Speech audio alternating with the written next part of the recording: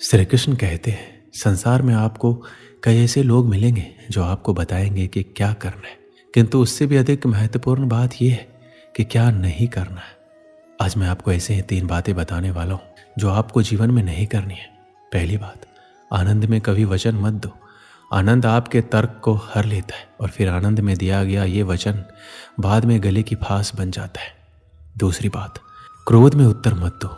क्रोध आपके विवेक को खा जाता है, भविष्य दृष्टि को बाधित कर देता है और फिर कुछ क्षण के लिए आया ये क्रोध, इसमें दिया गया उत्तर बाद में जीवन भर के लिए प्रश्न बन जाता है। और तीसरी बात, कभी भी दुख में निर्णय मत लो। दुख आपके सोचने समझने की क्षमता को सीमित कर देता है और दुखी मन से लिए गए निर्णय सदा दुख ही देते हैं। सच कहा जाए तो वचन, उत्तर और निर्णय कभी भी जीवन में सोच विचार करके ही लेने या देने चाहिए। सोच विचार करके कार्य करोगे तो इस संसार में किसी भी समस्या का हल बहुत आसानी से प्राप्त कर लोगे।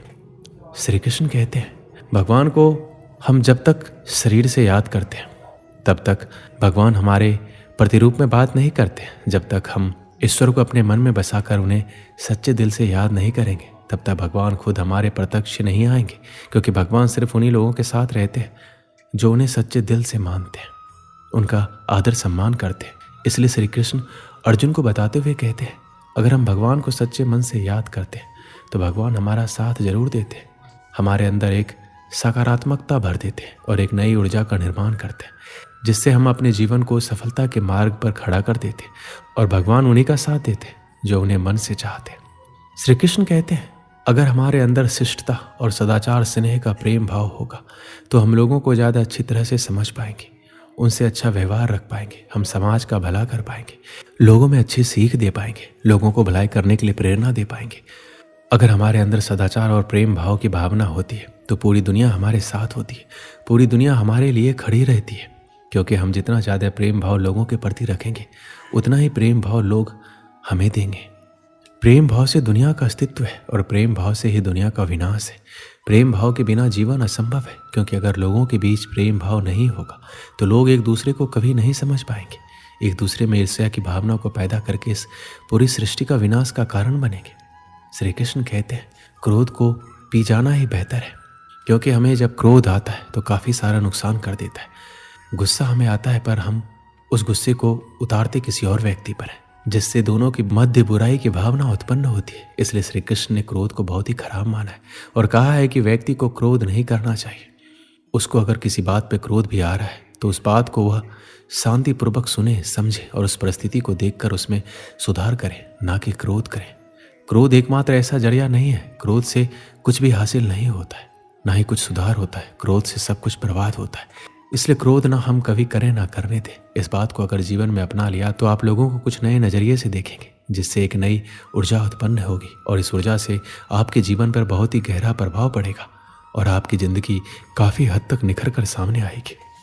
श्री कृष्ण कहते हैं जिंदगी में त्याग बहुत अहम भूमिका निभाता है। जो व्यक्ति त्याग करना जानता है वह अपने जीवन में वह सब कुछ पा लेता है जिसकी वह चाह रखता है।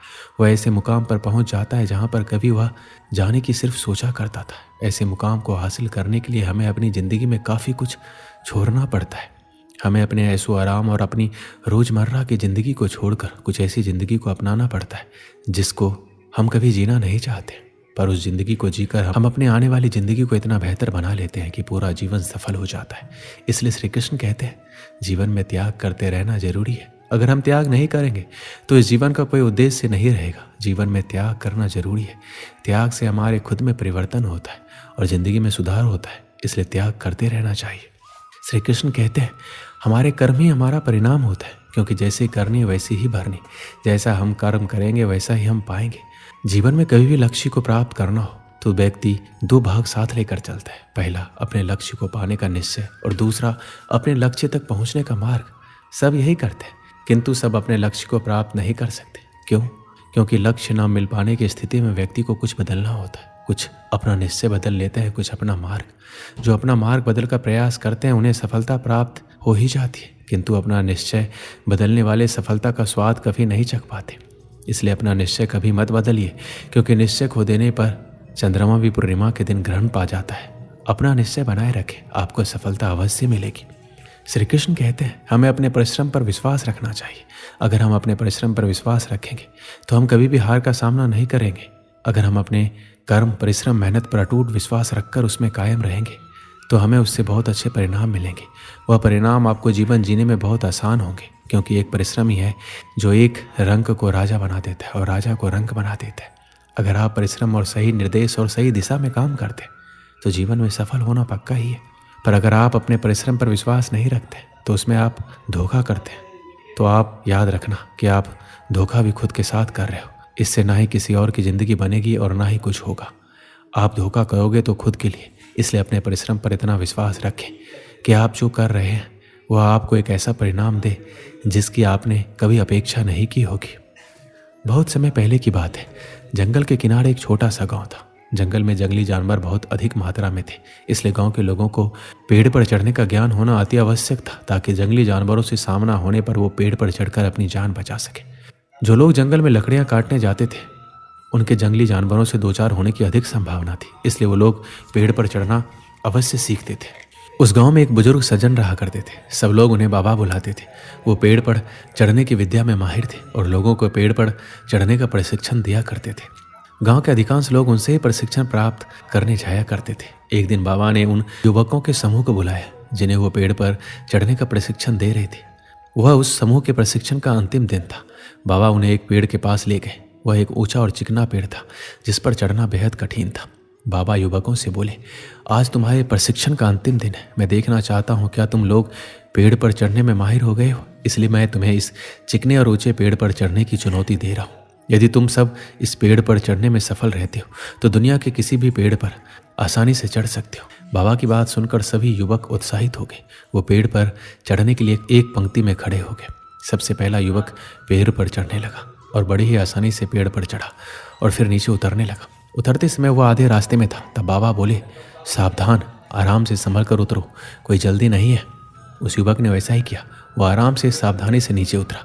उसके बाद एक एक करके सारे युवक पेड़ पर चढ़ने लगे। जब वो पेड़ पर चढ़ते तब तो बाबा उन्हें कुछ नहीं कहते, लेकिन जब वो पेड़ से उतरते समय आधे रास्ते पर होते या बस नीचे पहुंचने वाले होते तो बाबा कहते हैं, सुनो, आराम से, थोड़ा संभल कर और पूरी सावधानी से उतरो, किसी प्रकार की कोई जल्दी नहीं है। सभी युवकों ने बाबा की बात मानी और पेड़ पर चढ़कर नीचे उतरने में सफल हुए। सब बड़े खुश थे, लेकिन एक बात उन्हें खटक रही थी और ये थी, बाबा ने उन्हें पेड़ से उतरते समय ही सावधान रहने को क्यों कहा, पेड़ पर चढ़ते समय क्यों नहीं। उन्होंने बाबा से पूछ लिया, बाबा, इस पेड़ की सबसे ऊपरी शाखा पर चढ़ना सबसे कठिन था, लेकिन आपने उस पर चढ़ते समय हमें संभल कर रहने को नहीं कहा। लेकिन पेड़ से उतरते समय जब जमीन की दूरी बहुत कम रह गई थी तब आपने हमें संभल कर और सावधान रहने को कहा, ऐसा क्यों। बाबा बोले, देखो, पेड़ की सबसे ऊपरी शाखा पर चढ़ना बहुत कठिन है, ये मैं भी जानता हूँ और तुम भी। इसलिए मेरे बिना बोले ही तुम पहले से ही सतर्क थे।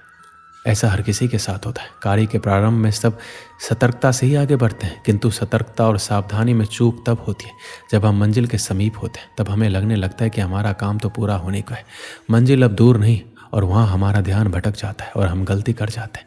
इसलिए हमेशा याद रखो कि मंजिल के नज़दीक पहुँचने और यथार्थ में मंजिल पर पहुँचने में बहुत फ़र्क है। युवकों को बाबा की इस बात से जीवन की एक बड़ी सीख प्राप्त हुई। हमारे जीवन में भी कई बार ऐसा होता है, किसी काम को पूरा करने के कगार पर होकर भी हम उसे पूरा नहीं कर पाते। अंतिम क्षणों में कुछ गड़बड़ हो जाती है और हम पछताते रह जाते हैं। अंतिम क्षणों की जरा सी असावधानी से हमारा पूरा काम बिगड़ जाता है। इसलिए ऐसा होता है क्योंकि मंजिल के करीब पहुंचकर हम अपना धैर्य खो देते हैं। धैर्य खोने के बाद हमसे चूक हो जाती है। इसलिए जब तक मंजिल तक ना पहुंचे धैर्य बना कर रखें। कार्य के प्रारंभ में जितना धैर्य और सावधानी आवश्यक है, कार्य समाप्ति तक भी आवश्यक है।